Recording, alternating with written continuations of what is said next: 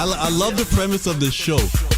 Smart people talking about dumb shit. I think it's dumb people talking about smart shit. Oh, we go where we not supposed to go, baby. The Brilliant Idiots Podcast. Yep, Charlamagne the God. Andrew Schulz. We are the Brilliant Idiots Podcast, back for another week of brilliant idiotness. And today's episode is brought to you by Squarespace.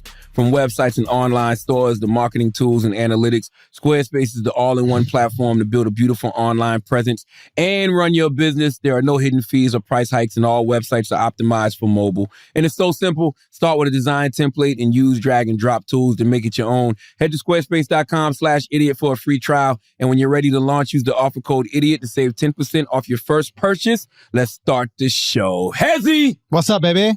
How was your week, man? It was good. It was good. You got a little injured, I see. Yeah, because yeah. No, WWPR Media Studios is a hazard, bro. Wow. It is a hazard. Wow. I just tried to walk in the door. I almost sliced my finger off. For us by us. Say again? For us by us. Is that what it is? No. Is that what it is? That was a racial component to your civil suit. I was attacked by a black man. No, by a black-owned business. By a black-owned business. The whole business attacked you. Wow. Wow. I see what it is. I see what's going on over here. I don't post one black square and all of a sudden you're putting fucking knives on the door every time I try to push it open. Wow, Alex. Wow. The weekend was great. What's up with you, man? I had a great date night. Oh, where'd you guys go? Saturday night. Well, Saturday was dope because we had the Salute the Rock Nation, Team Rock. They had the United Justice Coalition Summit, which was a summit just basically of a lot of thought leaders and, politicians. Greg Popovich was there. He presented an award to Barry Scheck. Yeah, I miss Greg, though, because I had the first panel. Right after Michael Eric Dyson spoke, I did the first panel, and, You know the way my anxiety is set up. But I did a panel with Attorney General Tish James, Dr. Alfie Breland Noble, Shaka Singh Kaur, and Paul Samuels, and it was about the decriminalization of mental health, so that was dope. And salute to Dez and Hove, everybody at Rock Nation. And then at night, man, I went to... Tell me the good shit. When I'm thinking, I don't want to be a prisoner at the moment, what I'm thinking is the best comedy show I've ever witnessed. Whoa. In my life. From a collective. You know what I'm saying? Yeah, I've been to individual comedy shows that were phenomenal, the Infamous Tour being one of them, but as a collective, because I went to go, first of all, whenever Chris Rock is on a bill, if you're born at a certain time in the 1900s, you gotta go see the God. That's it. You gotta go see the God, Chris Rock. I gotta hear what, Chris's take on the world is. Yeah. Chris isn't one of these people that just waste thoughts. You know what I mean? All over social media. He's not writing books. He's not doing podcasts. He's not tweeting. You get Chris when he decides to go back on the road after he's lived life. His words, not mine. After he's lived life for 4 years, he says he likes to do 4 years. Yeah. He says it takes 2 years to live life, 2 years to go out there and work on the material. Yep. So you're not going to see Chris until he's out there working on material. So I had to go see, where Chris is at in the world. What he thinks of the world that we're in.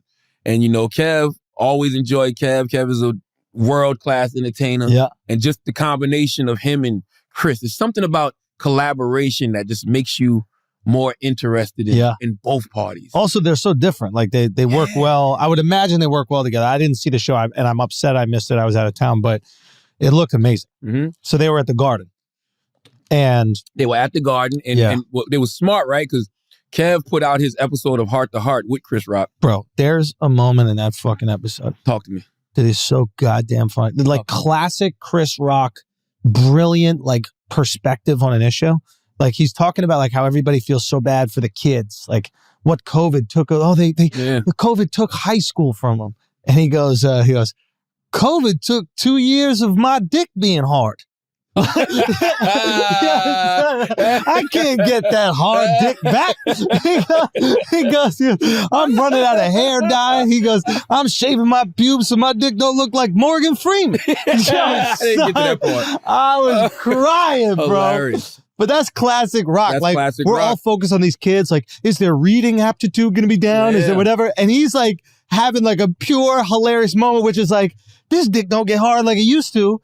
And I've been in the house For 2 years. You know what's interesting about that? It's all about perspective. Sometimes with any issue, we focus on one perspective. Yep. And that perspective becomes like the dominant conversation piece. What about the kids? What about the kids? What about the kids? Yeah. What about us? What about the adults? What about the parents that got to deal with the kids? Like, you know what I mean? Like, I get it. I totally get it. Yeah. But, you know, we had to go see Chris Rock. Went to go see Chris Rock. And, man, we're sitting in the show. Show supposed to start at 7.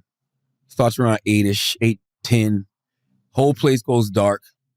And all of a sudden, you just see that C logo, which I didn't realize was such an iconic logo until that moment. I mean, I know we know what the C represents. Yeah. But Dave said something. I get to that. But Dave said, well, I say now. Dave said that the C logo meant nothing until he made it mean something. You know what I mean? Yeah. That's how all. I mean, that's how all logos are. I mean, did he think that was like profound? It's not profound, but it's humbling coming from him. It's humility coming from him. You know what I mean? I guess. You don't think so? No. Oh, okay. Like, I mean, just because all logos don't mean something. Like you see the bat signal, you know what that means. Yeah. You see Wu-Tang logo, you know what that means. Yeah. Not everybody can just throw their logo in the air. No announcement, no nothing. I guess he's just saying like putting a C up didn't mean something until he became Chappelle and used the C as his branding. Yeah, and but that's obvious. It's like if you just put the Batman logo thing when Batman doesn't exist, people are like, all right, that's cool. But he's had the C since the TV show. I didn't know that. Oh yeah, I mean, I had no idea. Y'all knew that? I promise you, I had no idea. I thought that logo was new. I had no idea he had the C since the TV. Maybe show. I don't know. I remember the C as like part of Chappelle. That's what I said. Yeah, I remember it at the beginning of the name, but I don't remember it. I don't know. Maybe it's a different colorway. I don't know. But he puts the C up, and literally it's like a quiet went over the garden for like a split second, like a, and then he just walks out. No Dave Chappelle, no announcement, no nothing, just walks out. Yeah. Smoking a cigarette. And when I say the garden went crazy, ape shit. I'm talking about like ape shit. I'm talking about standing ovation before he says a fucking word. I mean, no, I'm talking about the whole garden. Everybody was on their feet clapping before he says a word. And I was just like, yo, I didn't see Michael Jackson when he walked out on stage. And but just that's stood there. probably what it was like. That's probably what it looked and felt like. That's one of my favorite things when I'm at the Cellars. You get these, super famous drop-ins. So Dave Chappelle, Chris Rock, Kevin Hart. And one of my favorite things to do is just stand in the hallway. The audience has no clue that this person's going to go on stage. And the host brings them up. And my favorite intro that I ever saw was, it was, you've seen this guy on the Dave Chappelle show. Give it up for Dave Chappelle. That shit was exactly. So I thought you were about to say Donnell Rollins. I was like, what a letdown.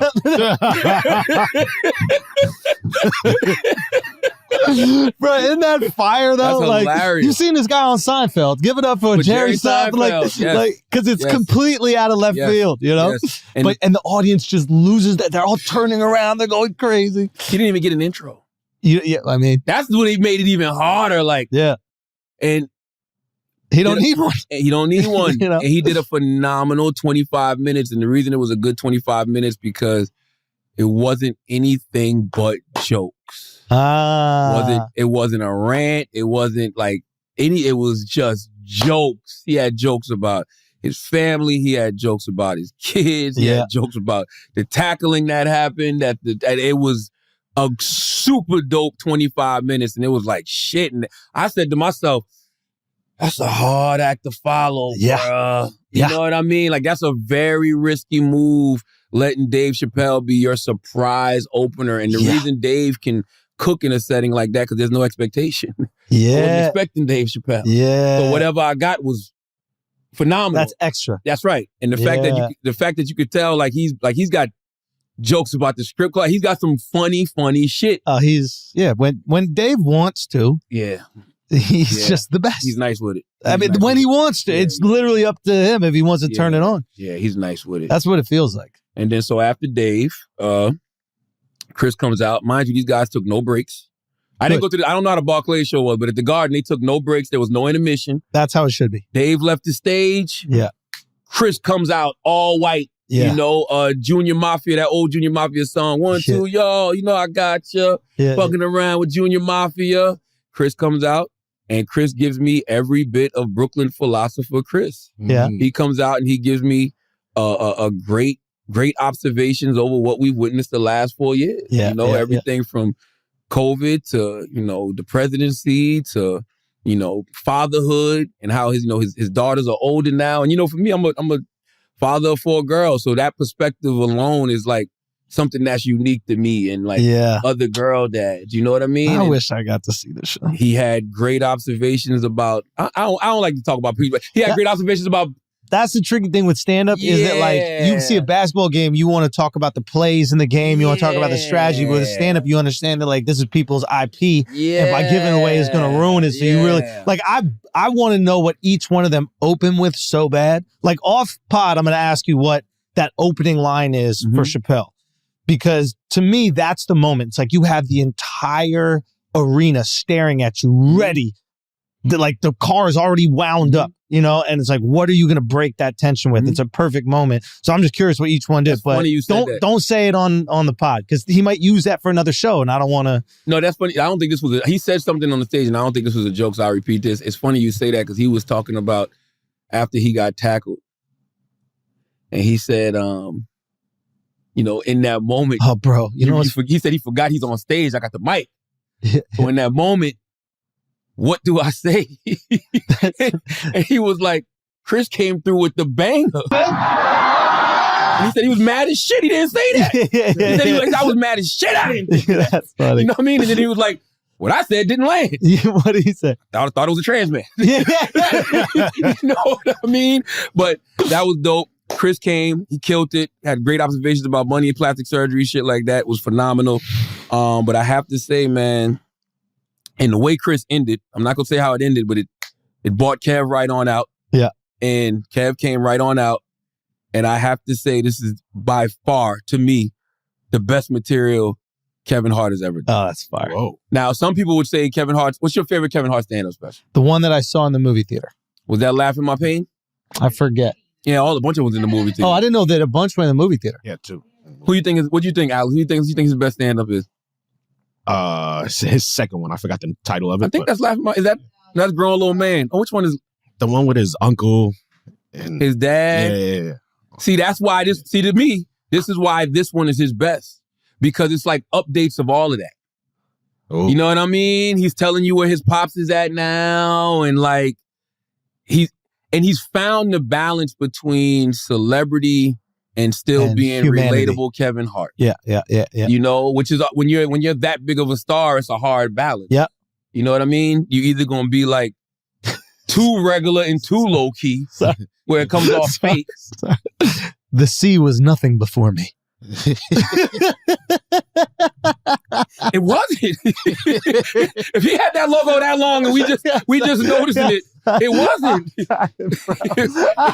It wasn't. He didn't mean the letter C though. He was like the logo. I don't think the letter C existed before I put that. No. It's just the logo.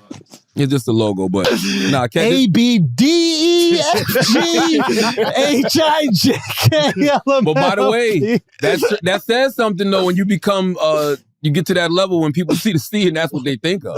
But it's the way it's formatted. Yeah. It's not like you just gonna throw a C up and. Yeah, of course. We know bro. the Crips still own that shit, bro. Right? Talk that shit, Blue. No, hell no. You would know. Talk that shit, Charlotte. This right here has I see you. I don't do like that. A Nipsey Russell over here. I'm from Most Corner, South Carolina. Only gangs I know is cow gangs, all right? I don't know nothing cow gangs? I don't know. I was just trying to think of something. Yeah, you didn't think about it. You out here, bro. I'm not no gang. Where's Chris Rock when you need him? All good. Where's Chris Rock when you need him? Well, no. Moral of the story, this is a phenomenal show. If you get a chance to go see Chris Rock, Ego Death, go see it.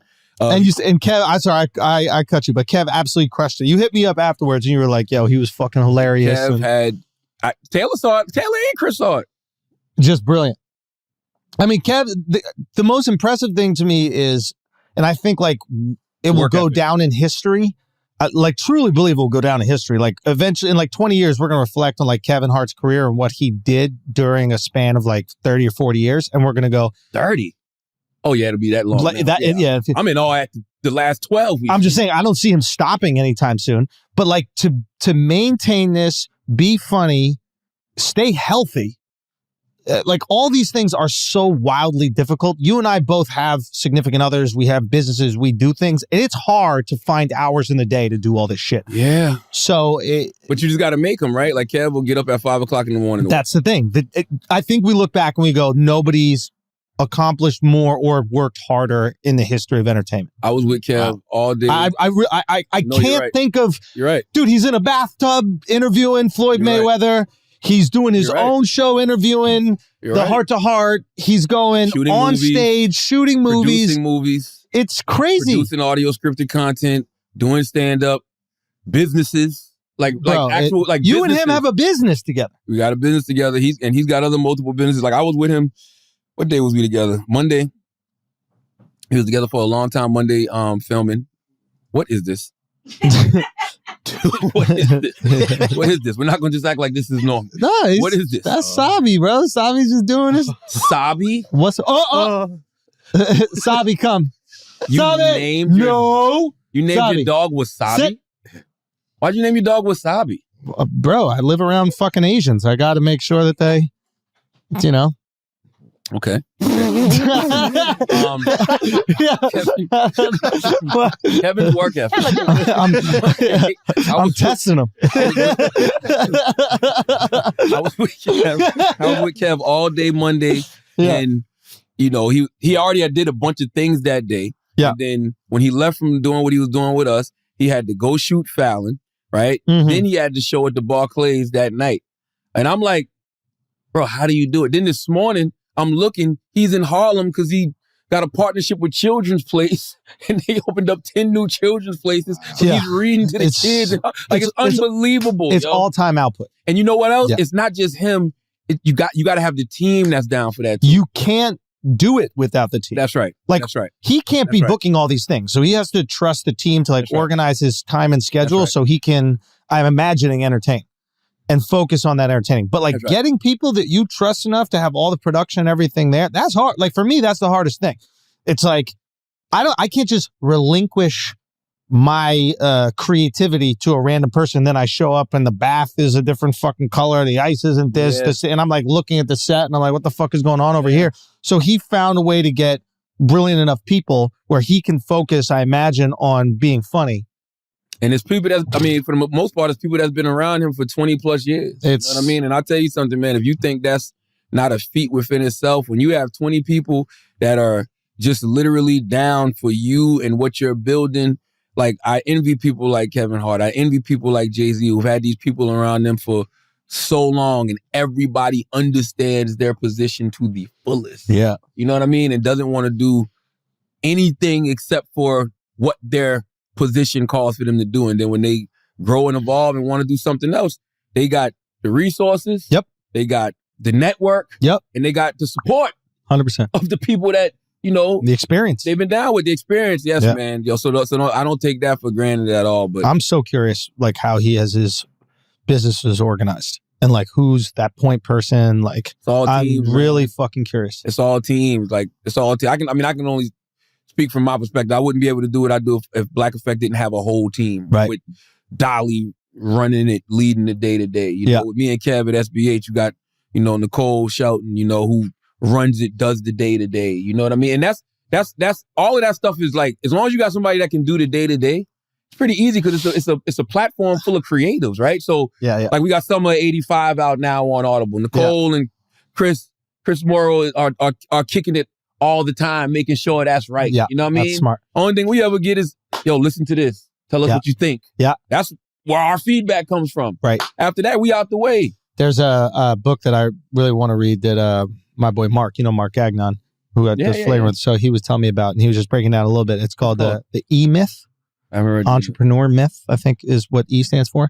And he goes, there's basically like every business, there's like 3 positions. And like, even if people don't think that they fill those roles, they do. Right? There's like the entrepreneur that has like the crazy ideas. There's the technician, the person executes that but doesn't like change, doesn't want, he like actually hates the entrepreneur because the entrepreneur every day is making his job hard. Yeah. Right. He's like, okay, I've got the cameras and everything worked out. And then the entrepreneur comes in and goes, what if we shoot this on an airplane? And he's like, well, we have everything worked out. And then there's the manager who's basically kind of the liaison between the crazy ideas and the technician. Right. And like, even just looking at our business, I see how that has functioned in that way. And you need that marriage between the three of them. Absolutely. I'm an idea guy. You want to say the crazy thing. That's it. And then have the people in position to execute. Figure out how to do it. Yeah. Yeah. Figure out how we can get it done. Yeah. Now I'm going to execute it as far as showing up to get the work done. But as far as like getting something off the ground. Yes. Actually, like, yo, I got this idea. How do we, you need people to help like you do you that. got to figure out, not you, your person on your team got to figure out which microphones are going to use. That's right. What the lighting is, what all these things are going to do. You just have to say, you want to film this on a boat. That's right. Find me the boat. Find me the boat. That's right. That's right. That's right. Yeah. So it's like that. I mean, it's like that with everything. It's like that with you too. No, I agree. Dove and everybody, 100%. Yeah, you got to have a team that can help you motherfucking execute. But even when you see people that have, these portfolios with all of these different things in it, trust me, there is somebody doing the day-to-day, and it is not that person. Yeah. You know what I'm saying? Yeah. I am not that guy. I'm too scatterbrained. Yeah, exactly. Too all over the place. They got to keep But you're not supposed to be. You should operate in your genius zone, which is thinking of these fucking grandiose ideas. And then you have these people who it's their genius zone to execute on them. That's what Chris said in Hard Heart. What'd he say? You remember he was talking about how he doesn't like to do the celebrity thing unless he's on tour. Like he doesn't keep like all of these people around him, like a whole team. Any other time you see him by himself because he likes to live life. And he says he actually likes to talk to people because that's where he gets his, best material from. I've seen Chris frequently in the neighborhood. I think he lives in my neighborhood. Mm-hmm. And I don't speak to him. He always has huge headphones on. Fake. Probably. I've seen those videos. Probably. But I'm weird like that. Nobody wears big headphones like that. You know what I mean? Those are the leave me alone headphones. Well, bro. Sometimes people want to be left alone. I respect people's like space. Like shit, I was on a honeymoon with my wife and Megyn Kelly was there with her family. Now, I know Megyn. I've done her show a few times. Like, we've talked, but I wasn't 100% sure it was Megyn. And we were at the same hotel, small hotel. Mm-hmm. And I was like, you know what? She's with her family. That's her time. I could go over and then it's not her and then it's whatever. But I don't know. Sometimes I just... What if she thinks you're an asshole now? Like, I saw it. Well, I told her afterwards. I was like, I think we're at the same hotel. She was like, that was me. Why don't you come over? And I was like, hey, it's okay. Like, everybody, maybe you really need a break from that. Yeah. And maybe you want to do that. So when I see Chris in the neighborhood with the headphones on, as much as I admire him and I'd love to kind of have a talk with him, I'm also like, maybe he's going over a set. Maybe he's doing things. Like, I know how it feels to be like busy and have to do things. And I respect somebody's time. I would love for you to speak to Chris. I would love for you. I've talked to him a bunch. Yeah, I would love for you and Chris. Chris is dope because... have a great relationship. Yeah, like, first of all, Chris is like the reason... Chris is the first person I saw do comedy that made me feel like... Okay, how do I phrase it? Like, the first person that you see do something you love? And you want to do it. It inspired you to do it. No. That makes you go, oh shit, it's okay to think that way? Ooh. He's the first comic that I saw that I felt made my feelings normal, my thoughts normal. You know what I mean? Yeah. Like I would in my what was it, the niggas versus black people joke? I wrote that way before him. No.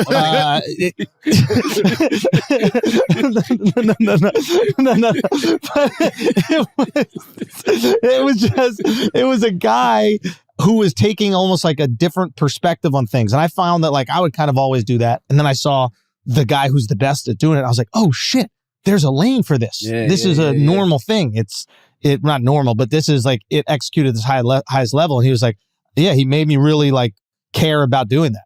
That was the coolest part. That's what Kev said too, man. I mean, I think it's a certain generation of comedians that grew up at a certain time that Chris is that guy. Like I didn't go over in the Carlin era. Maybe I did. I mean, didn't realize it. I was kind of checked out from Carlin. I was born in 1978, but I wasn't in the Carlin. So I just got on the Carlin, literally.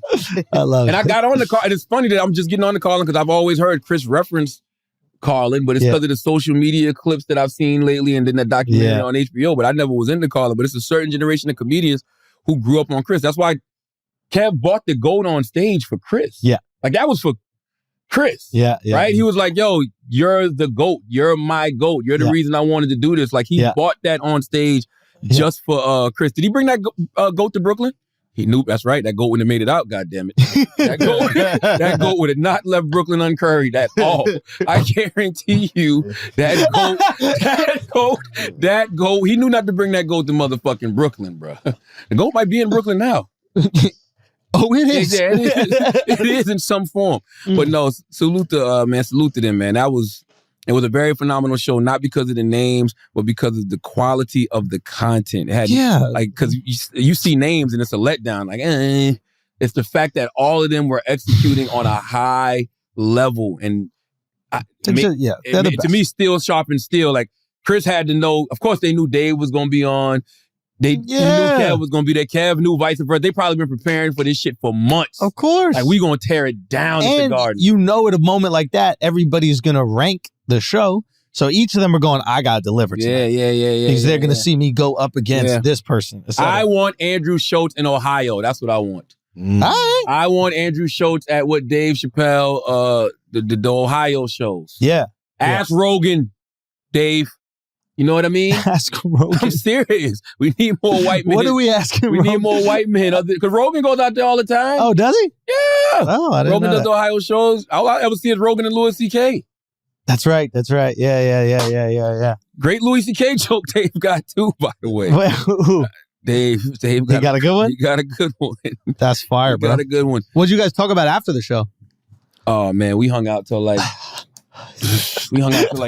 What were you guys discussing after? What were you guys discussing after the show? All kind of shit, man. We hung out till like 3:30 in the morning, man. 3:30, 4 o'clock in the morning. Because we was backstage and then we left to go to like a little after party. Mm-hmm. And we just kicked it. Dave is cool, man. Dave is like, Dave's a good dude. Like, I can see why everybody loved. I mean, we've always loved and appreciated Dave. But every time I hang with Dave, it's the same energy. Like, it's almost like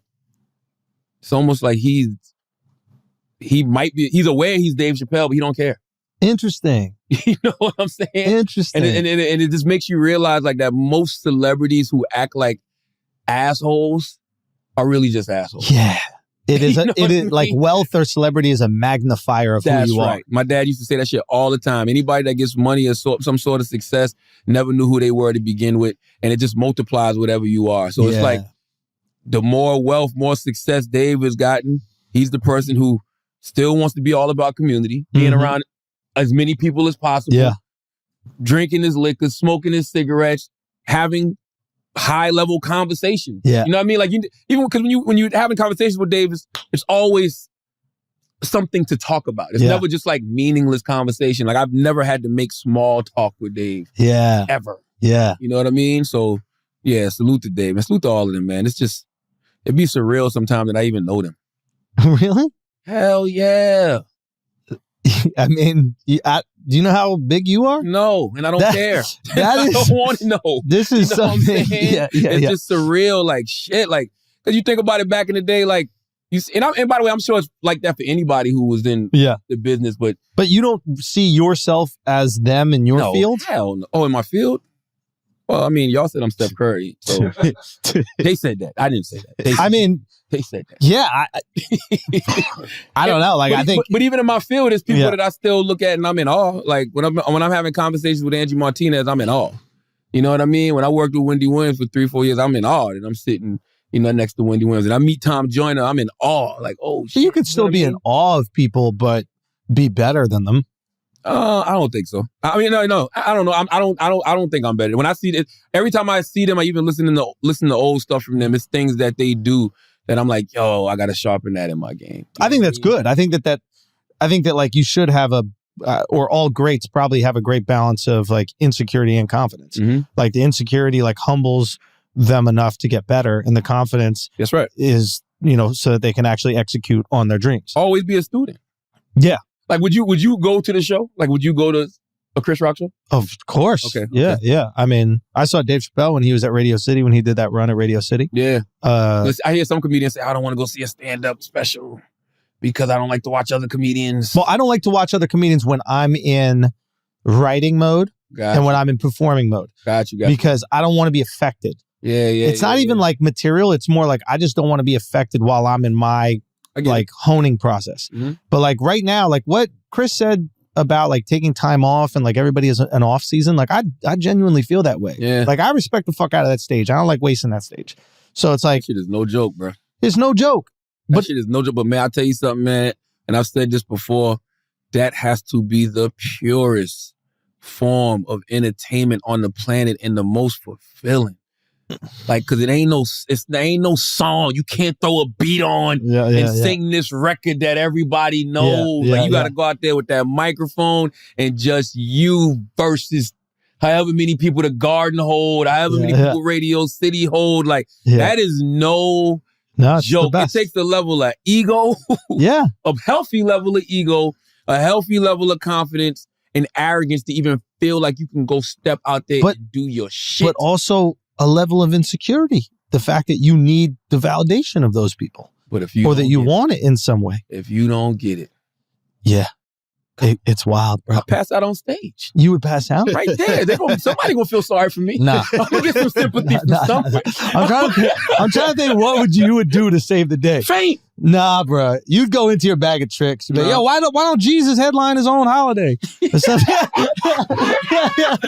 You go back. And you get the bangers out the fucking closet, bro. Hey, we have a friend who tried that once. Stop it. We had a friend who was reaching for those greatest hits. And they didn't want them. Stop it. Okay. Salute to our guy. I love him to death, man. Salute to our guy. Were you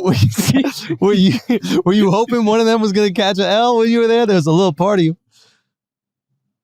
Yeah. I'm always hoping somebody catches it. Like, what are you talking about? Fucking Of course. maniac. Like, what do you mean? This guy's You know what I mean? crazy. But I really do. I realize I might have some type of like, still, I don't know what you would call it, but it's some type of tendency where I'm like, I'm really not laughing. Like I'm because you're observing. When it's so good, when it's so good, what I do not is be like hysterical. Yeah. Like that's literally it. Because I don't want to miss the next thing. I'm like hysterical. But all of them are so good, like they know when to let the crowd let them laugh. Like they don't try to talk over the laugh. Yeah, you know what I mean? But it's just like I'm just watching it. I'm like hysterical. Yeah. Hysterical. Yeah, because you're like intellectualizing it. Yes. You're not lost in it. Yes. You're super hyper focused. Where's he going with this? Can I figure this thing out? What is he trying to do? How is he going to make this funny? Ooh, this is where I would have gone with it. Oh, I'm finishing lines. There it is. It's analytical. No. I was finishing some lines. Oh, yeah? Certain parts. I'm not going to say who. Certain parts, because you know what I mean? Because you just know where you're going. But guess what? That's the beauty of it, right? When you think you know where it's going, but then they say something else, you're like, oh, okay. Yeah, I think you're describing comedy. Yo, you know what's funny about comedy, bro? Comedy. When you don't see it coming. When you don't see it coming. Listen, it's the purest form of entertainment. There's nothing better than it. I love that perspective on it. It's one of those things as a comic, like when I see the way that people naturally react to music, there is envy, right? It's like something about music is, I don't know, like it's a part of us. Like you can move a whole crowd of people. People love singing together. Music comes with memories. Yeah. So it's like, whatever your favorite song is, you have a memory attached to that song. So 10 years from now, if you hear the song you and your wife danced to at a wedding, you're going back to that day. It's going to always be one of your favorite songs. There's memories attached to it. Interesting. Yeah, that's what it is. And because of that, people react in this way. Right. That's like amazing. So I can only imagine what that's like for like an artist who's there. Like when you see those pictures or videos of DMX at Woodstock, remember like 96 or something like that, where it looks like DMX is just performing for the whole world. You're with like, the jump on, with the orange jumper, burgundy. No, it's overalls. Yeah. And like, so I look at that and I'm like, okay, that's going to be a different feeling. But with comedy, I think storytelling is probably one of the oldest forms of entertainment. So there is something in people that they want to sit with each other and engage in this story, whether it's the Iliad or the Odyssey or the Bible or whatever it was. Like we want to sit around and engage. And it's just really beautiful when you can get all those people connected like that. It's awesome. And you know, what's that noise? I don't know, but Sabi not feeling it. And you know and we can end on this before we move on, because we dick riding right now. No, we're not. We're celebrating. We got it. I know people are out there like, look at them dick riding. Who cares? You got to celebrate people. Give people their flowers. We celebrate them even if there was, some hate going on. You know what I mean? It is all good. You know what I mean? But I will say this. the strange thing about comedy. Go get him, Sabi. Get him. Wow, Get Sabi's him! a fucking guard dog? Get him! Get him! I didn't know Sabi was a guard dog. Oh! Sabi, you a guard dog, bro? Yeah, Sabi, sit down. He looking at Taylor thighs. He looking at that BBL Taylor just got. Stop saying that. Taylor got that fresh BBL. Sabi, sit Who's down. Laguna Beach? I don't know who the fuck the girls from Laguna Beach are. Okay. Come on, yo. Come on. God bless them. Come on. But Come on, yo. Come on. What has MTV ever done for anyone? I know, right? Come on now. That's sarcasm. Come on, Taylor. We both got to kind of start there. You know what I mean? But this is the thing about She's comedy. not a guard dog, by the way. She's the biggest. I can't pussy. tell she's not a guard dog. But that's what I need. Oh, okay. Yeah. But here's the strange thing about comedy. I left that show. Chris hit her with the, okay. Well, that's what he said? She started, Chris went to go stop her. She started barking. He was like, everything's Chris okay. is right, because that dog bites some motherfucking body. WTF is out of business. No. I know they don't got that kind of insurance. No, you don't got dog That dog insurance. bites somebody in here, everybody's liable. I think she's more worried about getting bitten here. So, come on, guys. Come on, guys. Here's the thing, man. Here's the thing about a good stand-up show. A good stand-up show, when I left that show Saturday, I strangely felt like with all the shit going on in the world, we gonna be all right. We gonna be all right. That's how I felt. Yeah, you get a laugh in, That's man. You laugh with other people. That's you see it. them laughing at all the ridiculous things in the world. That's it. And you're like, you know what? Life isn't Twitter. Life is not. People have a sense of humor. They can Life laugh is at not themselves. Twitter. They can laugh at other people. That's right. We gonna be all right. We gonna be all right. That's right. That's the moral of the story.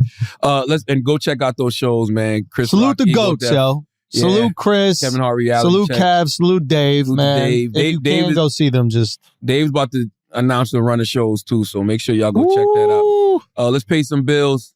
Hennessy celebrates those who never stop and never settle in their never-ending pursuit of greatness. Okay, the greatest cognac of all time, Hennessy.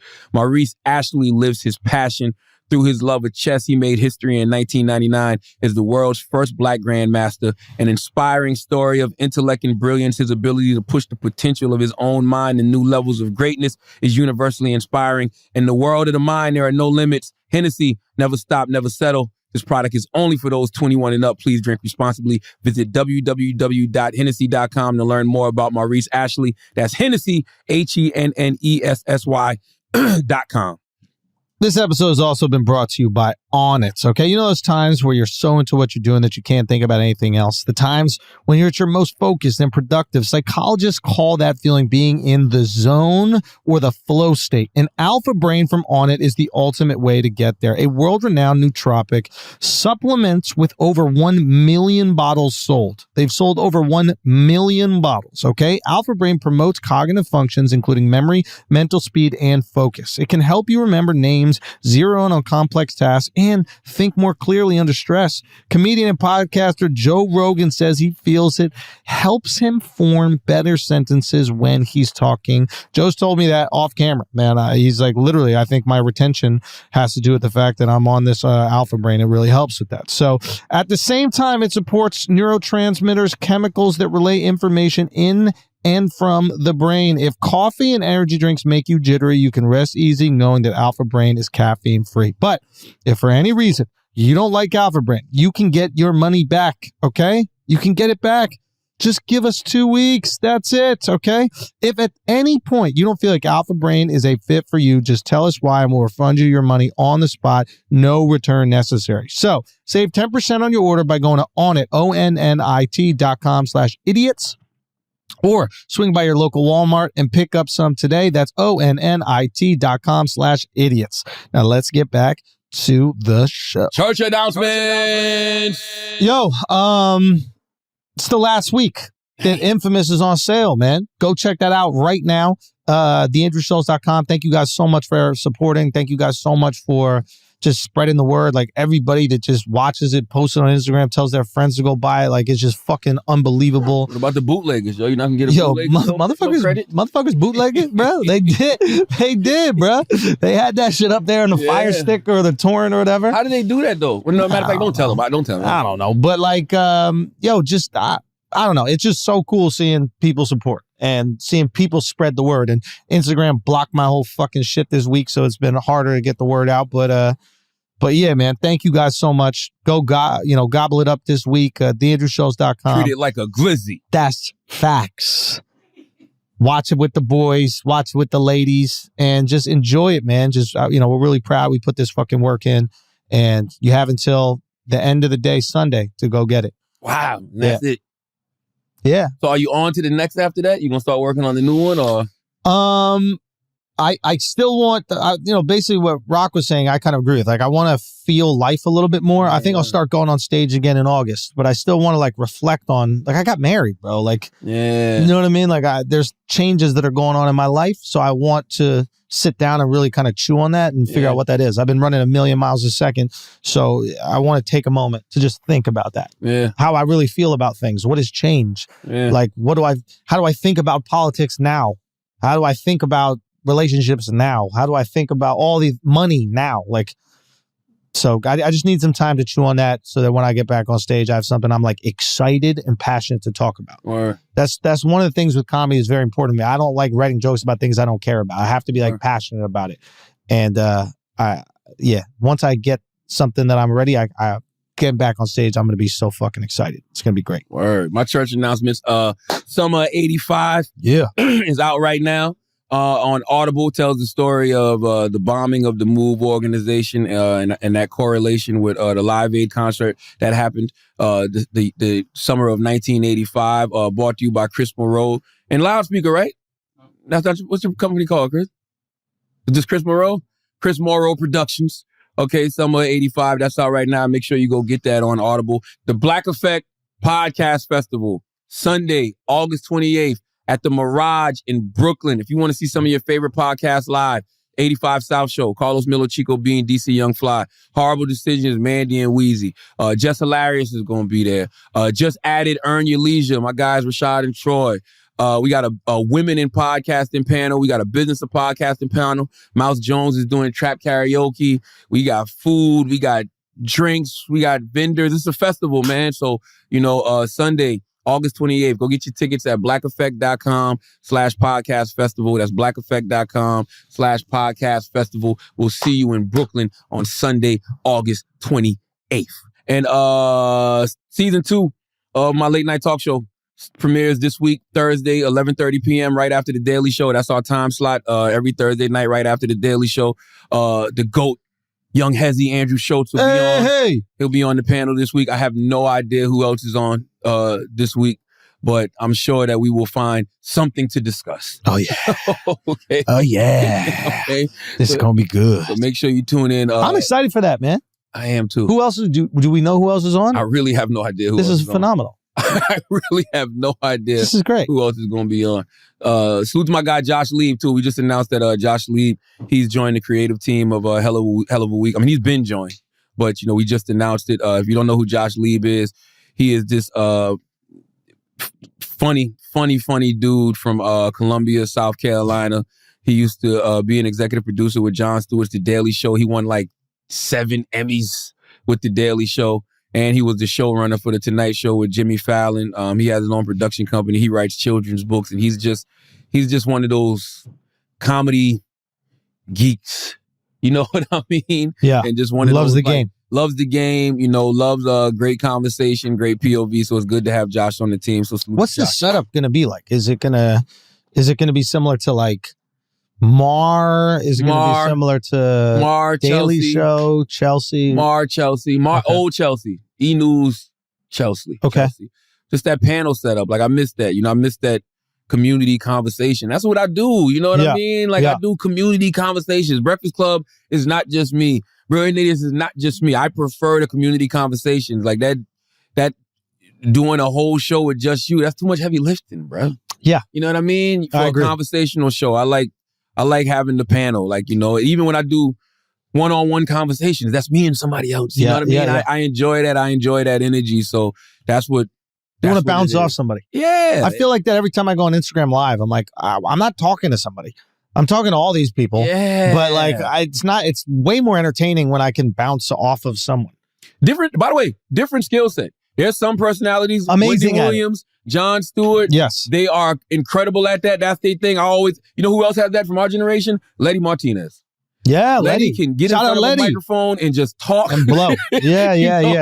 I don't know if it's because she was a child, an imaginary friend, whatever it is. She knows how to do that in a real way. It's a different muscle. It's a different skill set. I respect it. I appreciate it. I think either one of us could do it, but I don't enjoy it. Yeah, like I could do it if I have an audience that's stand-up. Yeah. You know what I'm saying? But like for me, this is more fun. Mm-hmm. Like even, with Flagrant, I agree with you. It's like community. That's a great way of putting it. It's nice to have other people tap in, other people laugh and like laugh together and like argue together and try to get people on your side with the logic and then other people trying to get people on their side. I don't know. It's a much more like natural human thing. Man. Even the shows I love, like Inside the NBA, like, right? Like there's things that just tap into that feeling. I did The View yesterday. How was? Oh, it was a rush. Wait, why? I loved it. Why? I mean, I've done The View before. Last time I did The View was 2017 when Black Privilege came out. I actually did it on release day. And I said this on the show. I thanked them because I did 2 things on release day of Black Privilege. I did Elvis Duran in the morning. Yep. And I did The View. Legends. And by the time I left Elvis Duran, Black Privilege was like number 3 overall. And by the time I left The View, it had hit 1 or something. Wow. I knew, and it ended up being on the New York Times bestseller list for like 12, 13 weeks after that. So I knew that they played a big part in that. But yo, that show was phenomenal. Really? Just because it's like, who was there? It was Ann Navarro, Joy Behar, Sarah's last name? Sarah Haynes, and Whoopi. Queen Whoopi. And it was just like, Anna, first of all, Anna hit me with something that I wasn't expecting, right? Because she was like, we were talking before you came on, and we were talking about, Liz Cheney. Yeah, Liz Cheney. Yeah, pull up Liz Cheney. Liz Cheney, daughter of Dick, former Vice President Dick. Yeah. Oh, no, that's not it. Oh, no, that's me. That's Fox News headline. Fox News says Charlamagnethagod mocks Kamala Harris. I didn't mock Kamala. They just asked me what did Kamala say after I questioned her about, Joe Manchin and who's the real president of this country. And I was just like, she didn't say nothing. Yeah, she really didn't say anything. She didn't say nothing. Like, she didn't answer the question. Like, she didn't say nothing. How bad is Kamala Harris that Joe Biden is barely alive and nobody's even suggesting that Kamala takes over? Like, you got to be really bad. Is that the new thing with vice presidents? Like, Trump had that with Pence. We're like, well, we don't want that fucking maniac. And I wonder if your protection as president is a shitty vice. The crazy thing is, here we go. I want to go back to that Kamala point, but listen. We were talking before you came out. We were talking about politics, and we were talking about Liz Cheney. And there's some people like me who see her as a profile in courage, as a historical figure, as somebody who's put... Liz Cheney? Yes. How do you see her? None of those things. I mean, I don't. I mean, that's a broad question. How do I see her? Like, yeah, because some people see her as a hero in today's politics. No. Some people see her as a zero. Well, she's standing up to people who say that the bar was set pretty low. Was stolen. Yeah, but she was complicit for 4 years. I mean, when you ride with Donald Trump on damn near everything for 4 years, I don't think you can be considered a hero. Not to mention, after January 6th, she voted against the John Lewis voting rights bill. So you can't tell me that you're standing up for democracy when you won't even vote to preserve the cornerstone of democracy, which is voting. She's not a hero. I love that. Yeah. Number one, I wasn't expecting it. So I didn't know what I thought. I thought we was going to talk about the show, stuff like that. And it's just like, I realized I really love conflict. Y'all think I love conflict? Yes. Yeah. Yes. Really? Yeah. Yes. You thrive in conflict. It's all you know. My biggest fear about like you removing your depression and anxiety is you're just going to kill yourself. Like, you'll be the first person that got happy and was like, fuck this. I love a good debate. I love a good, honest debate. I love good conversations with smart people. Because number one, I never heard that perspective. I didn't know people thought Liz Cheney was a hero. I don't know who she is. I don't know who she is. Is she the lesbian one? I know Nah, he got so. He got a lesbian daughter and then Is Liz another a le- daughter. I don't think she is. But he got. Do you know why Liz is a hero? Considered a hero, Chris? You want to come in? Come on, give me the mic, Chris. Give me the mic. Chris gonna have to bend over and make it look like Chris twerking. Make it look like Chris twerking when. And then the mask, dude. Come on, bro. What do you want me to do? You already had it. You're good. Just All right, yeah. fucking ridiculous. That's for monkeypox. That's not for COVID. Yo, You think he's wearing that for COVID? Did any of them have anything good for monkeypox? Any of the comics? No. No, monkeypox jokes? he did. He must have been winging it then. Dave definitely did. Yeah, he had a bar. He had a little bar. He had a bar for monkeypox. But I it'll be telling a joke, so I don't want to. All right. But go ahead, Chris. Why is Liz Cheney considered a hero? I think she's seen as the only member of like the old guard of the Republican Party who's more centrist version of the Republican Party who's pushing back against She's Trump centrist? by today's terms. No Yeah. way. She voted against abortion rights. She voted against the voting rights bill. She voted with Trump on 93% of everything. How is that centrist? Didn't she not believe in gay marriage and her Probably sister's doesn't. gay married? Yeah, I think so. Before you pass out from standing up, Yes. what is That's what I got. I mean, you know, That's like it? I didn't know she was considered a hero, though. Hero? People That's a loaded thought word. that like Mitt Romney was going to stand up against Trump as a representative of that kind of more traditional Republicans. Yeah, And but they didn't do it's it. easy to stand up when he's not Chris? in power. I love Chris. Chris walked over to the mic to not don't talking to talk Mike. to Yes. This is unbelievable, bro. I'm out. But I was gonna say it's easy to stand up to Trump when Trump's not in power no more. Yeah. She would not be having that energy if Trump was still in power. She still has to worry about re-election and stuff like that. It's like They say it says over for her in whatever state she's in. They So said it's a wrap. that's why they're Montana, calling her a hero. Wyoming? Wyoming, one of them. That's why they're calling her a hero. It's like she's trying to stand up now for what she thinks is right, even Despite the fact that she's going to lose. I mean, listen, if I commit a murder with somebody and, decide to, tell on the person after the fact, I still committed the murder, bro. Yeah. You know what I'm saying? I might get some time taken off my sentence, but I'm still going to jail and I'm still an accessory. You're saying that she was dick riding Trump, Pretty much. right? And then She voted with him over 90% of the time. but you probably agree with Trump on 90% of things. Who? You. No. I don't He's know. like, I like ice cream. You're like, ice cream's good. Like, That's not vote, though. I don't like traffic. Like, we all probably agree on 90% of But shit. that's why the voting record is the thing to look at, right? Because people can say anything. Yeah, You can yeah. say anything. Oh, I do this, I do that. But what happens when you vote, bro? You know what I mean? So for me, it's just like, no. First of all, I don't want to hear shit about preserving democracy if you're not voting to preserve voting rights. You know what I'm saying? Like, Yeah. if you can't say you're standing for democracy if you are not voting to preserve voting rights. Anything else is ugh. And any woman that's not pro-choice, I mean, I get it for religious reasons and stuff like that. Yeah. But even if you disagree with abortion, you should still agree with a woman's right to choose. Right? Not necessarily, You but don't think so? no, I personally am cool with it. Because even if it's religious, like, if they want to make the choice to do something If that they you want to think make the will send choice them to go to let 'em. hell, yeah, I guess. That's on them. But aren't you supposed to be your brother's keeper? It says brothers. Oh, Schulz, it says brother. Okay? Why are you complicating it? You can only abort the women, is what you're trying I'm to say. just saying it says my brother's keeper. I'm saying that I have nothing to do with that. All right? Okay? Yo, Taylor, what's wrong, yo? All right. This is good, man. Napping. Do you believe this shit? Scroll down, Taylor. Napping regularly linked to high blood pressure and stroke. But study. Hold on. finds. Hold on. Talk to me, Schulz. This is some bullshit. They trying to keep us woke.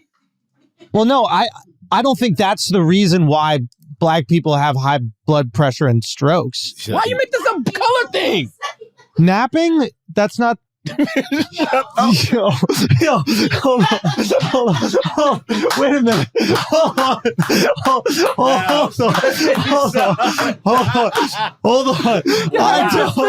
I don't wow. wait a minute. What are you? What are you guys? Kevin Durant scared for no goddamn reason. So- This guy is crazy. Oh, I just don't. This guy is crazy, yo. Wait a minute. Explain. They're not going to trade Kevin Durant. They don't think he's going to pass a physical now because of you. This guy is crazy, yo. This guy said people with naps got high blood pressure. No, this guy is wow. I think that could be a correlation. Like, obviously, there are certain things that affect the black community, but I don't think it has anything to do with hair. I think that's like fucking racist to even make that connection. About napping. I agree with you. But they're talking about napping like sleep, man. This guy. Oh, shit. Man. Oh, fuck, dude. That's crazy, dude. Those are spelled the same? Yeah. Oh, wow, dude. It says this may be because although taking a nap itself is not harmful, many people who take naps may do so because of poor sleep at night. Poor sleep at night is associated with poor health, and naps are not enough to make up for that, says clinical psychologist Michael Granner. Granner directs the behavioral sleep medicine clinic at the Barner University Medical Center in Tucson, Arizona. He wasn't involved in the study, though. Study participants who typically napped during the day were 12% more likely to develop high blood pressure over time and were 20% more likely to have a stroke compared with people who never napped. Wow. I'm taking my chances, bro. No, but I think it's probably like fatter, more unhealthy people nap. And I think that's why it's not napping that's causing it. It's your fat ass. You don't nap? I love napping. I love a nap. But I can't do certain things without a nap. That's true. Like if I know I'm going out to a comedy show or something, I gotta sleep during the day, bro. Yeah, but I don't think people realize, like, you're up at 4 a.m. Oh my God. Tell me about it. So it's like you need a nap in order to function. I guess what I'm trying to say is, like, it's probably people who are more unhealthy are taking naps, and that unhealthiness is what's causing them to have strokes, not the fact that they're sleeping for an hour a day. That's a good point. I need to know more. Yeah. I need to know who are these people they're studying. What is already their health condition? That's what I hate about these studies like this. Yeah, it's good. It's like, that's so generic. What's that fucking quote, Chris? There's 3 lies, like lies, big lies, and statistics or something like that. There's something like, but basically you can like flip statistics to make anything look like what you want it to be. Oh, hold on. See? The result. Okay. All right, let's scroll up, Taylor. I think we're seeing the details. Hold on. Study participants. Okay, we read that. Study participants who typically nap. Right. If the person was, let me read this all together. Study participants who typically nap during the day were 12% more likely to develop high blood pressure over time and were 24% more likely to have a stroke compared with people who never napped. If the person was younger than age 60, napping most days raised the risk of developing high blood pressure by 20% compared with people who never or rarely napped. According to the study published Monday in Hypertension, the results held true even after researchers excluded people at high risk for hypertension, such as those with type 2 diabetes, existing high blood pressure, high cholesterol, sleep disorders, and who did night shift work. So basically, they did a study on people who are already dealing with these issues. Yeah, right? That's what I'm saying. Oh, come on. Yeah, don't believe none of this shit, bro. Take your naps if you want to, and it is what it is, man. I'm taking a nap. Because I read that and I was like, yo, they're just trying to keep us woke, bro. And I feel like every woke person needs a nap. Yeah. Wokeness is kind of like dead a little bit, right? Yeah, I think we're turning the tide on all that. It's just annoying. I think conscious is better than being just woke. Yeah, you could be aware. Aware. Bro, there's a funny clip this kid put out, and he's wearing a sombrero. What is the Mexican garb that they put on? Poncho. A poncho and a fake mustache, and he's walking around like this college area, and he's like all these like woke kids. He's going, "Do you think this is offensive?" And they're like, "Yeah, like you're appropriating culture." It's all different types, not just white people. It's like all woke. And it's you have to know about the culture before you use that. Yes, that's offensive. Do you think this is offensive? Every single person, yes, that's offensive. He goes to the Mexican neighborhood and he goes, "What do you guys think of this?" They're like, "No, that's cool, bro. That's fire." And it's like, they like their culture. It's not insulting. If you like your thing and then you see somebody else in it, you're like, this is cool. What do you mean it's not true? Floor is yours. Boom. Floor is yours. You can't tell Mexicans what they like or they don't like. No, because think about it. Think about when the Democrats, they wore the kente cloth and all. Yeah, that's not your culture. That's not your culture. It's my ancestors, though. Is it though? It's not the point.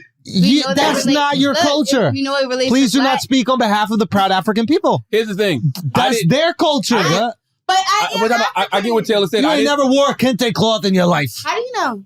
I don't. I don't think they Am were, I wrong? No, you're right. I don't think the Dems I'm were not wrong. Okay. That's the point. I don't think the Dems were appropriating culture as much as that shit was just corny as fuck. Yeah. Like, I don't want to see all of that symbolism and all of that. It's also from a politician. I want to see legislation being passed. Like, that's not what I want to see. I'm tired of Democrats doing those symbolic stunts and singing and dancing and all of that shit. Same thing with braids. We don't like seeing the whites with braids either. I don't Why? know how do we get here?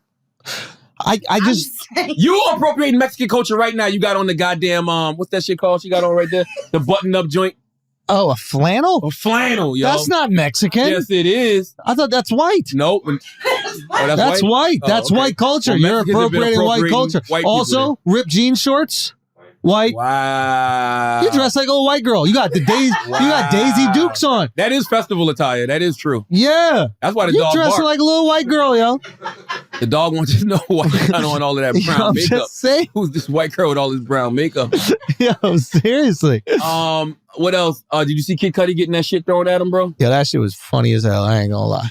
If another thing gets thrown at me, I'm walking off this stage. They lucky he gave a warning. I just walked off. Yeah.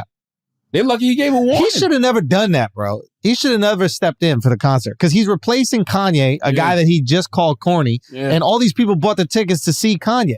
The fuck you think was gonna happen? That's true. Kanye fast as shit, bro. I don't know how he threw that shit at Cudi and then got over the Lil Durk stage that fast. You know he performed on Lil Durk On stage. Durk stage. That's wild. Yo, Kanye really does move to the beat of his own drum because why would you pull out a Rolling Loud as Just a to perform headliner there. just to be a guest feature on somebody's set? Nobody thinks that's weird? But he's brilliant because now we're talking about it. I guess. We don't even know if that was really Kanye on Durk stage.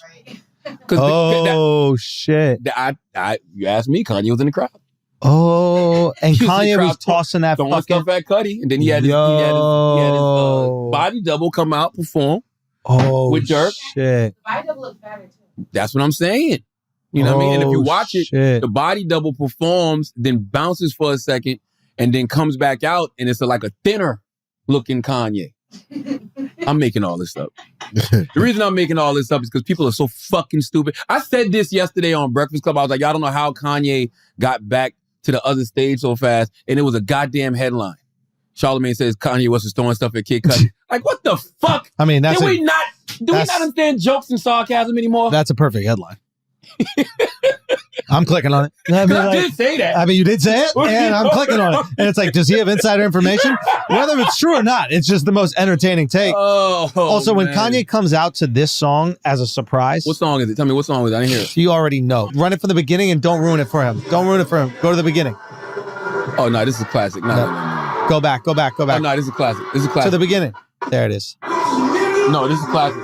First of all, The Life of Pablo is a classic album. And phenomenal. Bro, those first three songs on Life of Pablo, that's like some of the greatest sequencing ever. Unbelievable. Bro. Oh, what are those songs? I know it's Ultralight Beam. Yo, Metro, don't. Father, I'ma shoot you. Beautiful morning. Tell something I want to tell. Wake me in the morning. I mean, are you kidding me? Yo, those first... What's Kid Cudi doing? He ain't fucking with What is Kid Cudi doing for that? I almost killed myself. I think Cudi on.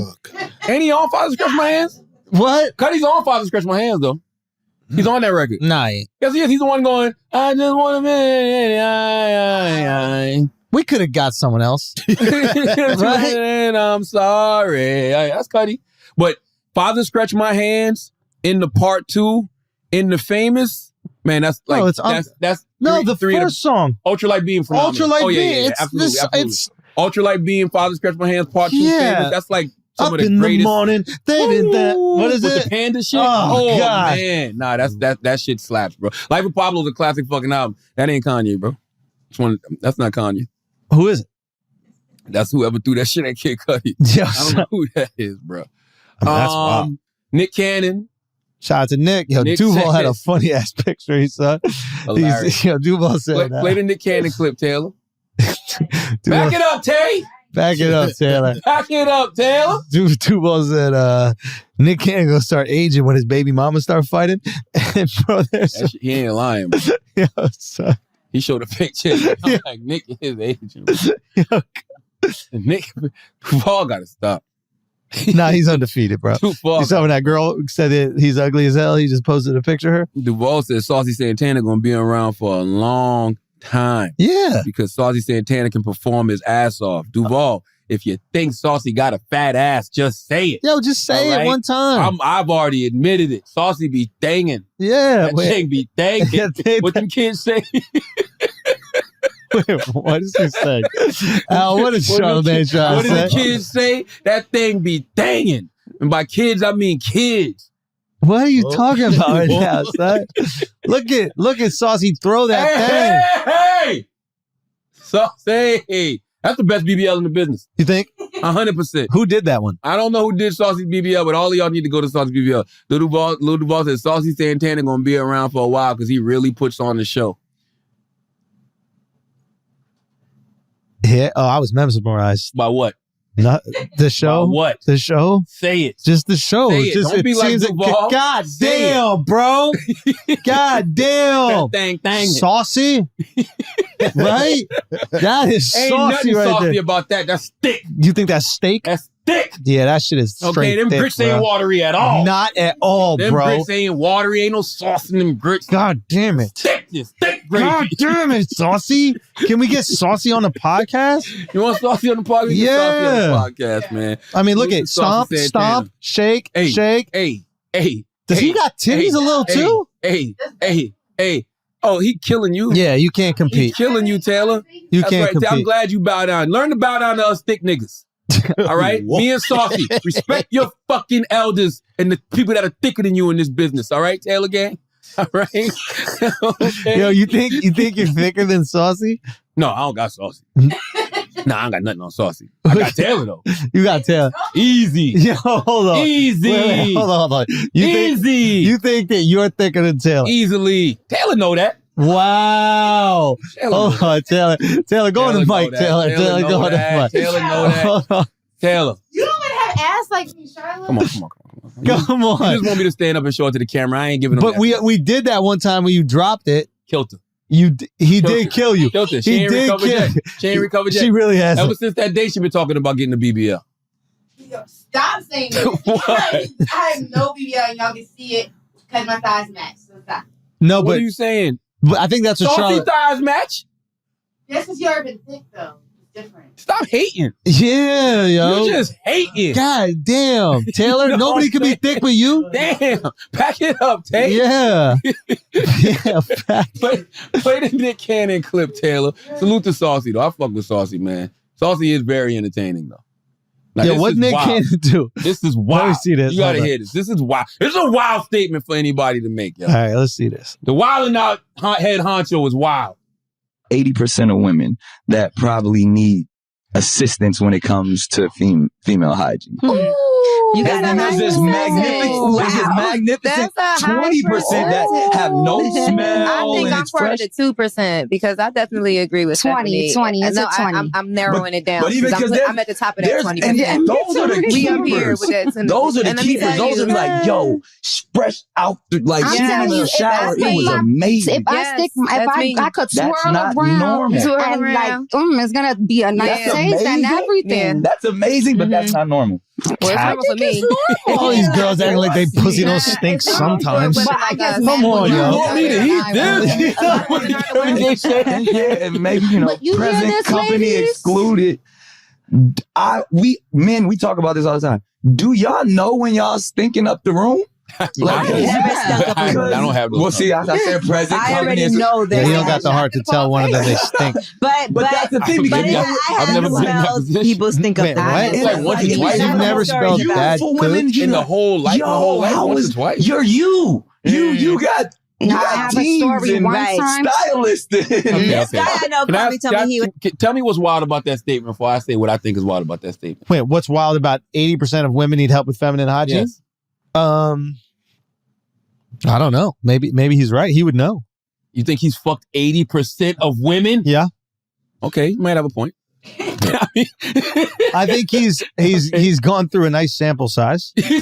And you could use that as like, you know how they decide if the state, who wins the state based on like, you know, testing 1,000 people. I think, I don't know. I think he might know something here. Now I will say this, you know, you've never smelled like a gross box? Yeah, I have. But I mean, it's supposed to smell like something. Yeah. You know what I mean? Yeah. But have I smelled one that smells sour? Yes. You know what I mean? Those are just rough, huh? Huh? Those are rough when they smell like that, right? You don't. You know, my dad. Will it stop you from eating? My daddy gave me a lot of bad advice when I was younger, man. My daddy said, if it smells like cologne, leave it alone. If it smells like fish, eat all you wish. No, he didn't say that. Now that I get on, not. I'm gonna be honest with you. I'm 44 and I need to call my dad and ask him what that meant. Because now, when I think about it now, I'm like, well, damn, how long have trans women been around? Wait, why? If it smells like cologne. Oh, shit. So I don't know what he was saying. I thought he was saying one thing. Maybe he meant something else. You know what I mean? Because back then I just thought I was young. So like when you hear cologne, perfume, you just think it's all one fragrance. But now that I'm old, I'm like, what the fuck did that mean? What do you mean by that? Yeah. You know what I'm saying? So I want to ask him. But, bro.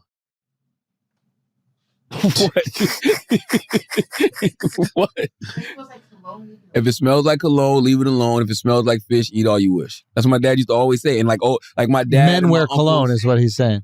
Yeah. Okay. And older men around me would always be like, it's supposed to have some type of smell. So I mean, it's not stink, but yeah. And by the way, do we ever smell our balls? I mean, my shit stinks, bro. After a hard day. Yeah. Like you take them drawers off, you're like, oh shit. Like that Cameron lyric, bro. What? Because she licked my balls right after I play ball. No wash them, no nothing. Hear what I say, y'all? Okay, y'all. Act like St. J, y'all. I turn the baddest bitches gay, y'all. Yo, Cam is the fucking man. Son. Nah, Cam is the illest. That's just a wild statement to make. Like all of us don't have odors at some point in time. Yeah. You know, because I think he even made the statement like, you know, like you don't even have to do it. It's like fresh out the shower, whatever. So it's like, everybody who doesn't wash before they have sex? You don't wash before you have sex. You're not just diving in. Yeah. You know what I mean? Unless it's like, well, sometimes you dive in, you coming right from the club, you're not taking a shower. That's different. Yeah. You both smell like the club. You smell like the club. You know what I'm saying? You both smell like the club, or you both smell like you've been outside. That's different. And you're probably intoxicated. You're not even thinking about it. Not even thinking about it. Yeah. You're out. Like, boom. And most women have the wherewithal to, you know, go give it a little. Oh, spritz it up. Spritz it up. Yeah. Spritzer. You know what I mean? Okay, so why are these girls that are hooking up with Nick Cannon feeling like they don't have to clean their vaginas first? That's how do we know Nick not throwing pH balances off? Oh, all the women he's sleeping with. Oh shit! So Nick is bad for pussy. I'm just saying. Wildin'. Yo, that'd be a funny ass signal for Nick. If Nick want to tell women when they got a stink vagina, wildin'. As soon as their pants come off, she know what time it is. So they gonna have so many jokes on Nick for this next season with these kids. At the family reunion, ain't no room in this bitch, cause all of his kids. Hey. Taylor, you ever had a guy tell you that? Have you ever had a guy say that your crotch smelled like a garbage bag? that box was thinking. that poom poom was pungent. Never? I told you. What? Boom, boom.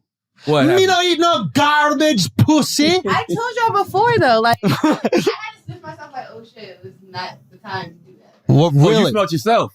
What did you smell like? Humming, coming at ya. Some 80s rap come out of that shit. Hoop, hop, hip it, hip hop your dog style. Hey, touch this.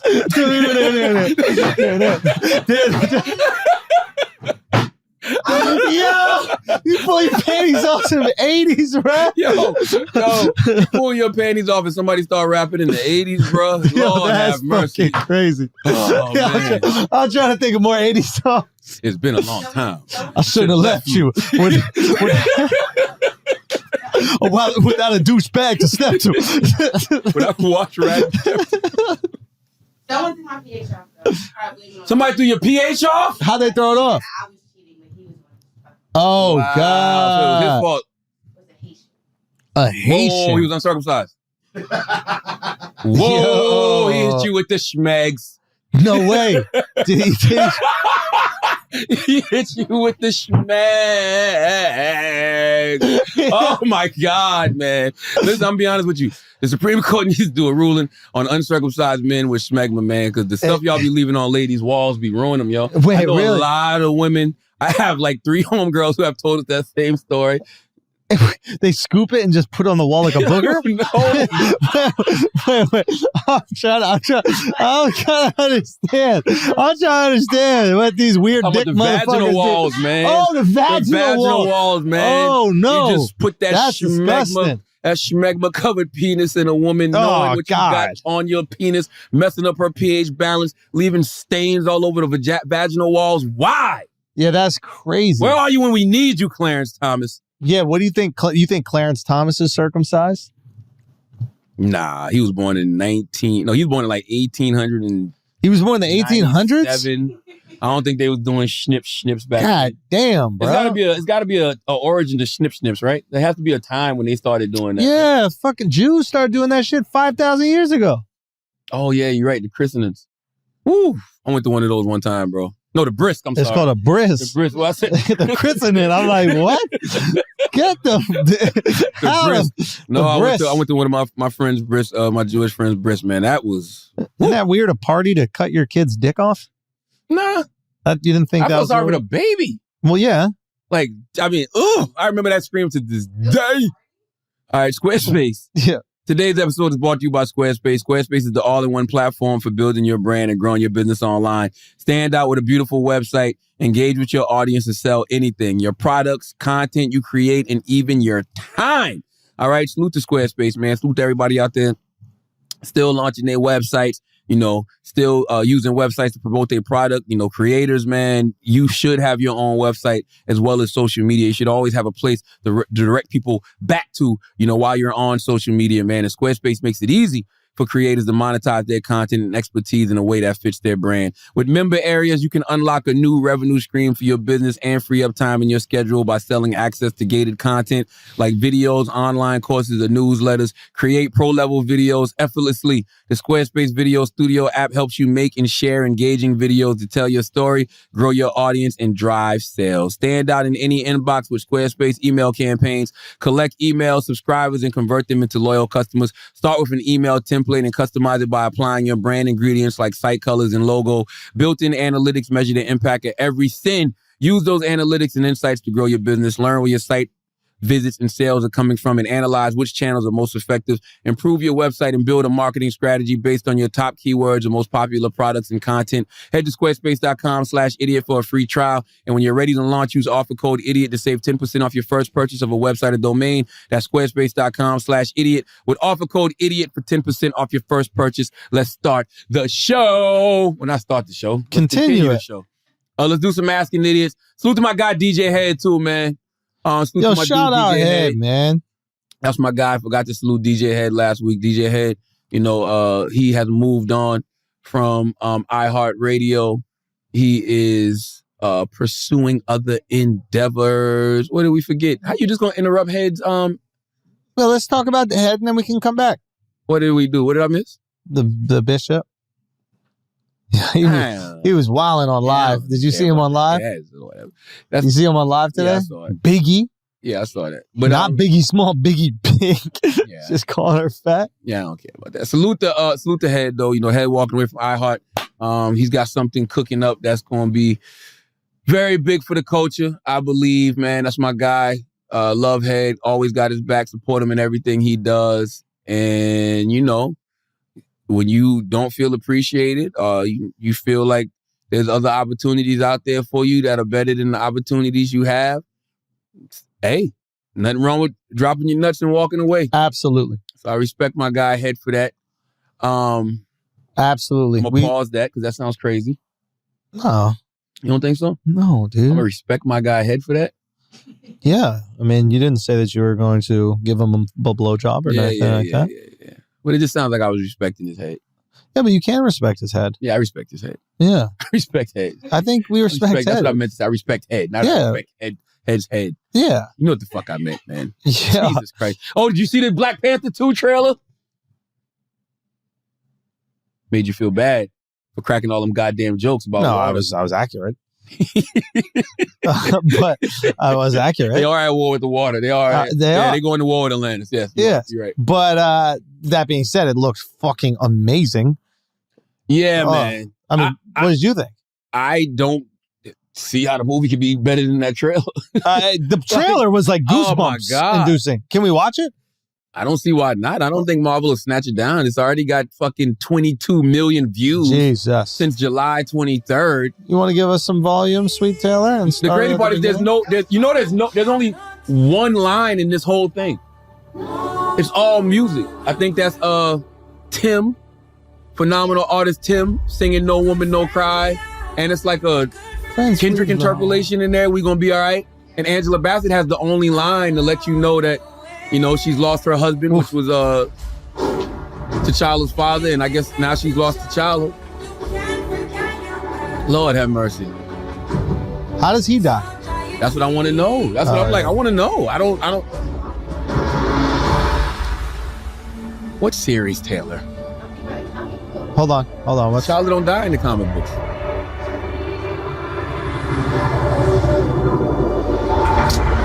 Music just hits different, dude. That shit slap. Music just hit different. Whoever scored that, scored. Genius. Everything's gonna be alright. That's Riri Williams, Ironheart, baby. That's young Namor. M'Baku.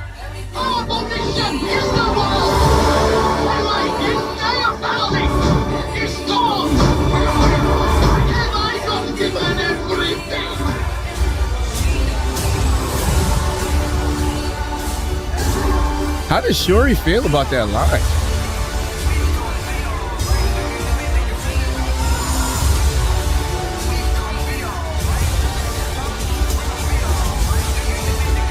Crazy. Oof. I want to know who the new Black Panther is. Who is it? I don't know. I want to know how Shuri feels about Angela Bassett. Queen Angela Bassett saying her entire family is. Well, we don't know what part of the movie that takes place. Ooh, so Shuri might be. Ooh, Shuri might die too. Ooh, shit. Now. Oh shit. Now. Oh shit. Did you go back real quick to the point where you see the Black Panther costume? Okay. Just go back like 10 seconds. Mm-hmm. That is not. Why do y'all keep? I saw somebody say. Somebody said that Killmonger's not in the Black Panther 2 trailer. Did you see Black Panther 1? What? Did anybody see Black Panther 1? Why? He died. No, I know. But this is Killmonger's suit. Shuri made the suit. She made 2 of them. She made the silver and black one, and she made a black and gold one. That's not Killmonger's suit. No, Killmonger just no. put the suit on. I know that. What I'm saying is, who do we think this person is that's wearing Shuri, the Killmonger suit? Nakia, or Angela Bassett. Oh, so It's either Shuri, Nakia, or Angela Bassett. But how are they going to save the day? Well, here's the crazy part about that, and people who, if you know about the world of Wakanda, we don't. Talking about it's ran by women. Like literally, Black Panther's whole army is the Dora Milaje. It's always been all women. That's his army. That is who protects Black Panther. And well, maybe that's the cause of a lot of the issues that are happening in Wakanda of late. No, maybe that's why Wakanda's the most advanced technological nation in the universe. Well, no, there was a dude that was at the helm. Ooh. Black Panther's dad. Yeah, but Shuri makes all the technology. Yeah. The women protect the kingdom. Yeah. The women got better weapons than the guys. They did. You know what I'm saying? Dora Milaje, but that's always been the beauty of Black Panther, though. And I think that they designed Black Panther like that on purpose. Like, so you think this is Shuri? So you don't think that there's a male protagonist in it? No, whoever this is the hero. And you think it's either Shuri, Nakia, or Angela Bassett. Or Angela Bassett. One of the three. They take the purple herb. They got the beauty of the power of the Black Panther. Like whoever takes the purple herb gets the power of the Black Panther. She puts the suit on and she gets busy. And in the comic book, Shuri did become Black Panther for a while. Yeah. I remember. But so did Killmonger. Killmonger was Black Panther for a little bit too. So who knows? No, I said Shuri. I said that. I said Killmonger was Black Panther for a little while, and Shuri was Black Panther for a little while. So, will you think there'll ever be a white Black Panther? There was a White Panther at one point. Really? Yeah. Take that. There was a White Panther. Take that. Take that. Yeah, there was a White Panther. Really? It didn't last long in the comic books, though. Why not? I don't remember, but there was a White Panther in the comics for like a split second. Oh no, it was a White Tiger. I'm sorry. I'm sorry. It's not as fun. It's White Tiger. I don't know who the fuck White Tiger was. I don't know. Let's do some Asking Idiots. Let's do it. And get a ball of hell. Who we got? Ooh, let's keep it in the Marvel vein. Which Marvel character would you live as for a year, Schultz? Marvel character would I live as for a year? Oh, man, that's a tricky one, dude. I mean, Spider-Man is always cool, but the hours suck. I think, Wolverine is fire. Love Wolverine. Yeah. Iron Man. We're talking about ones throughout history, right? Yeah. Iron Man would be so much fun. Iron Man, done. Yeah, I don't know who I'd be. It'd be one of the big bads, though. It'd be like Thanos. Oh, you go bad guy. Yeah. Oh, But interesting. the thing about Marvel, a lot of their bad guys aren't really bad guys. Yeah, they have... They're just people who have a different perspective of the world. Yeah. And they think shit should be a certain way. And so I don't know, either Kang, because Kang's a time traveler. Yeah. So Kang has seen so many different generations. Yeah. So either Kang the Conqueror or Thanos, just to get rid of some motherfuckers. Now, did you see the most recent Thor? Yes, I did. What'd you think? I haven't loved any of the Marvel Phase 4 movies. They're good. They're not great, but I enjoyed Thor because I enjoy the comedic aspect of Thor.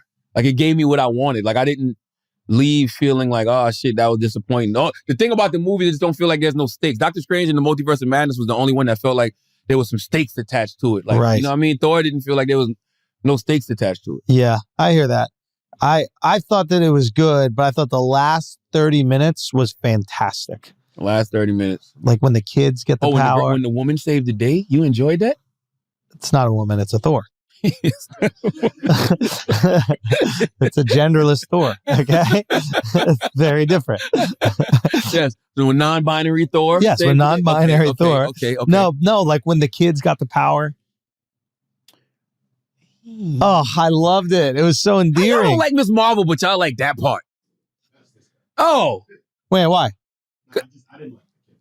Yeah, that kid part was a little cheese. Oh, I love it. There was a little cheese on that pizza. But I think they lean into the cheese. Like, I think it's almost like part of it. Yeah, I still don't know what that was. What the hammer being jealous and everything. Like, I like that. All that kind of stuff. Yeah, that was dope. That was dope.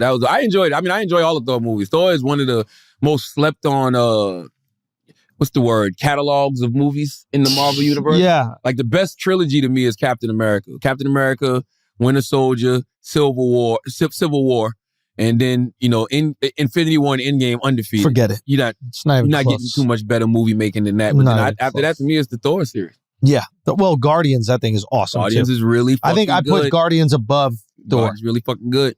Yeah. I wouldn't disagree with that. I think, Guardians to me is... And then you add Thor into the Guardians world, because I think he's in it now, right? Yeah. So it just makes it even better. He's phenomenal. Chris Hemsworth is great. Yeah, he's amazing. He's great. Yeah. Yes, Taylor. There's someone that did a similar question. He asked, if you were the next Avenger, what superpower would you have? What's your hero name? I feel like we did this before, superhero. What's your name, though? Leonard, bro, with a period. Leonard with a period. With a period. So you just use your name. Leonard with a period. Okay. That's fire, right? You hear what you said? Think about what you just said, bro. Look out this Leonard, bro. Hell fucking yeah. That's fire. You don't think so? I like how you said that. Look out this Leonard. Okay. God, I don't. What would your superpower be, Leonard? I like interdimensional travel.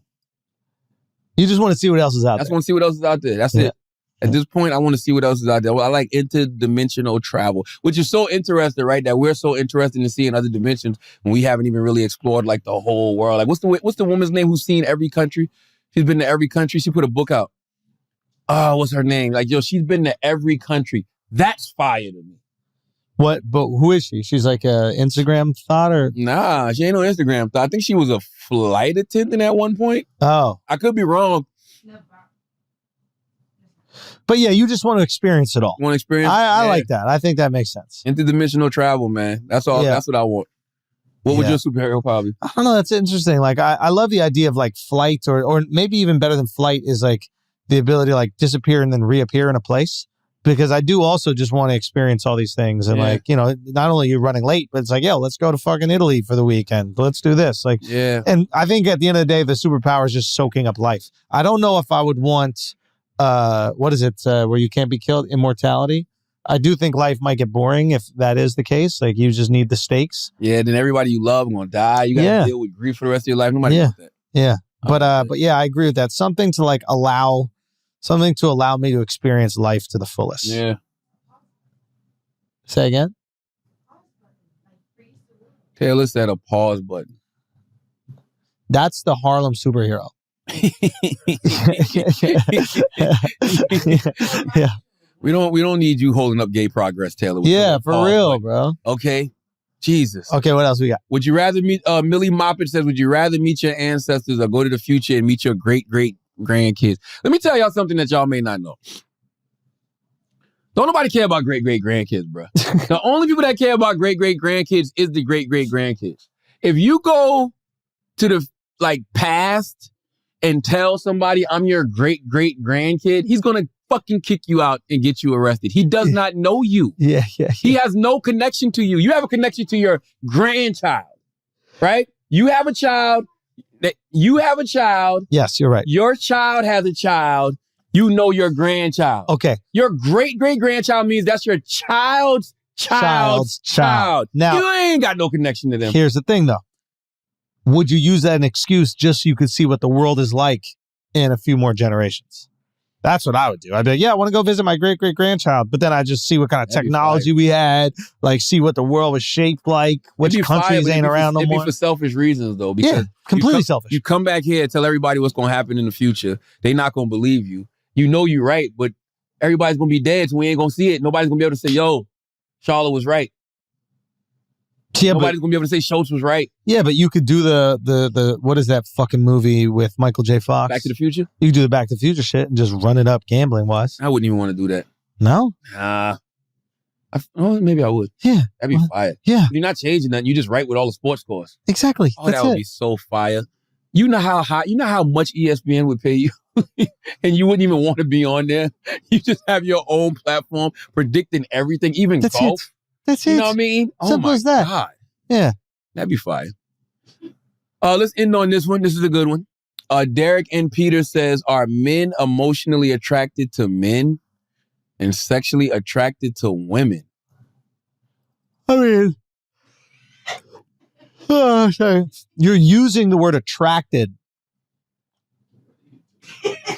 What? The fuck, Derek?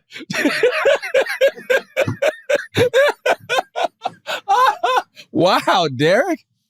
Damn, Derek. Yeah, back it up. Back Derek. it up, But Derek. not like that, Derek.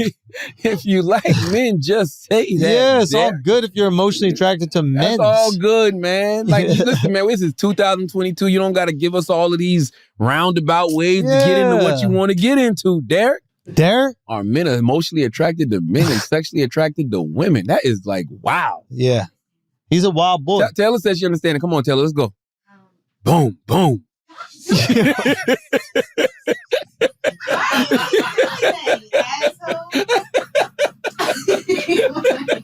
But you can make that boom because my ass is fatter. That's what you No, think. when you take 2 steps down, I go boom, 1 step.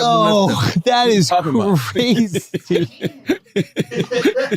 For those of y'all who know what just happened, for every step Taylor took, Charlotte went boom. Because she has to jump off the chair. That's what's so funny. That she does. She's sitting in the director's chair and she has to jump off. And she does it so carefully. It's like 1, 2 every single time. I God damn. I can understand that because I know, especially when I was in college, guys like hang out with guys, right? So in that sense, like they rather hang out with their boys than their girls. The reality of the situation is Taylor's not wrong. We're all you're everybody that we love and care about, whether they're men, women, days, whatever. We're all emotionally attracted to people. 100%. It's something about a person that either makes you happy, right? It makes you feel good. Like Yeah. we're all emotionally attracted to people in some way, shape, or form. Yeah, so it's just 100%. like I don't understand when he says it. When you word it like that, Derek. Honestly, it just sounds to me like you might be more than just emotionally attracted to a guy, and it's fine because it just makes it seem like you have an emotional, mental attachment with men, but you just using women for their bodies. So you use men for their bodies too. Suck on them dicks, bro. That's right. It should be all of it. It should be all combined because, you know, sometimes you meet people I'm sure the first time you met your wife, you was emotionally attracted to her. Yes. As well as physically. Yes. And that turns to marriage. Same thing with me and my wife. You know what I mean? Some people you meet and, you know, especially relationships that are of opposite sex, you meet them and you have just an emotional connection because you should be very aware of who your energy goes up around 100%. and who your energy goes down around. So with certain people, your energy goes up around them. That don't mean you want to be with them and sleep with them. Yeah. You know what I mean? And that's for any sex. So it's men, women, whatever. So, Derek, to answer your question, just be gay, bro. It's fine. It's fine, man. We support you. We got your back. We got your Derek. back. Literally. Derek. All right. That's it. Make sure you keep downloading Andrew Schulz comedy special. Yes, sir. The infamous at theandrewschulz.com. Make sure you tune into Hell of a Week this week on Comedy Central, 11:30 p.m. right after the Daily Show. And the Black Effect Podcast Festival, Sunday, August 28th at the Mirage in Brooklyn. If you want to see some of your favorite podcasts live, 85 South Show, Carlos Miller, Chico Bean, DC Young Fly, Horrible Decisions, Mandy and Wheezy. Just Hilarious is going to be there. Just added Earn Your Leisure, my guys Rashad and Troy. We got a women in podcasting panel. We got a business of podcasting panel. Mouse Jones is doing trap karaoke.